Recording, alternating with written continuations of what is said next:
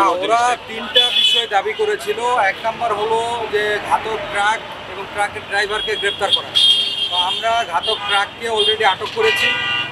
ড্রাইভারকে গ্রেপ্তারের বিষয়টা আমাদের চলমান আছে, অভিযান চলছে। আমরা যত দ্রুত পারি অভিযান করে আমরা তাকে আটক করে ফেলব। আর দুই নম্বর তাদের একটা বিষয় ছিল যে যে মারা গেছে সড়ক দুর্ঘটনার মাধ্যমে, সেই মৃতের তারা ক্ষতিপূরণ চাচ্ছিল। তো আমরা বলেছি যে আমাদের পুলিশের কাছে তো কোনো ক্ষতিপূরণ কোর্ট নেই, আমরা দিতে পারবো না, আমাদের এরকম ফান্ড নেই।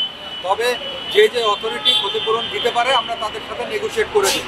যেমন বিজিএমইএ বা এই গার্মেন্টস কর্তৃপক্ষ বা যে ট্রাক চালক বা যে মালিক বা কর্তৃপক্ষ আছে তাদের সাথে আমরা কথা বলবো।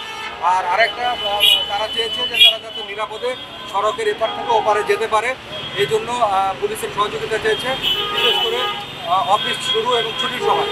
তো আমরা এটা তাদেরকে বলেছি যে আমরা অফিস শুরু এবং ছুটির সময়ে আমরা আমাদের ক্রাইম ডিভিশনের পুলিশ, ট্রাফিক পুলিশ এবং এছাড়া বিজিএমইএ এবং গার্মেন্টস কর্তৃপক্ষের যে লোকজন আছে সবাইকে নিয়ে আমরা এই বিষয়ে এইখানে যে কয়েকটা ইন্টারসেকশন আছে যেখানে খুব বেশি ঝুঁকিপূর্ণ থাকে সে জায়গাগুলোতে আমরা নিরাপদে পারাপারের ব্যবস্থা করে দেব।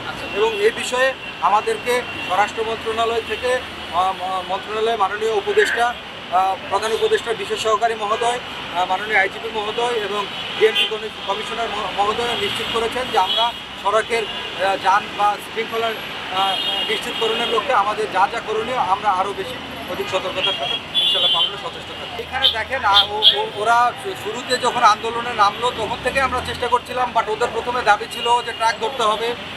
তো আমরা ট্রাকটা আটক করলাম, সেটাও আমরা সিসিটিভি ফুটেজ দেখে ট্রাকের লোকেশান বের করে দেন সেখানে আমরা ট্রাকটা আটক করেছি।